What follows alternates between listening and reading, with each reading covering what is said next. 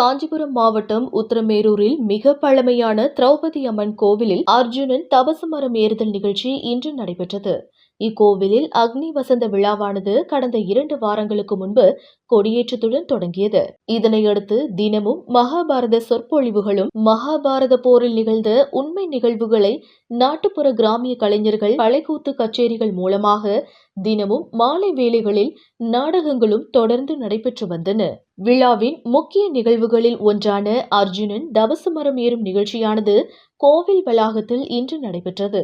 இந்நிகழ்ச்சியில் அர்ஜுனன் தபசு மரம் ஏறி பாசுபதம் என்ற அஸ்திரத்தை பெற சிவபெருமானிடம் வேண்டி ஒற்றை காலில் நின்றவாறு தவம் செய்து பாரத போரில் பாண்டவர்கள் வெற்றி பெற வேண்டி நடைபெற்ற நிகழ்வுகளை பொதுமக்கள் முன்னிலையில் நாட்டுப்புற கலைஞர்களால் தத்ரூபமாக காட்சிப்படுத்தப்பட்டது.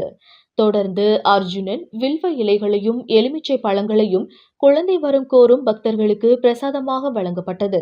இதனைத் தொடர்ந்து திருமணமாகாத பெண்களுக்கு மஞ்சள், குங்குமம், தாலி சரடுகள் பிரசாதங்களாக வழங்கப்பட்டது. பின்னர் பக்தர்களுக்கு அறுசுவையுடன் கூடிய அன்னதானம் வழங்கப்பட்டது. நிகழ்ச்சியில் உத்திரமேரூர், அதனை சுற்றியுள்ள கிராமப்புற பகுதிகளில் இருந்து ஏராளமானோர் பங்கேற்றனர். உத்திரமேரூரிலிருந்து ரிப்போர்ட்டர் ஸ்ரீனி.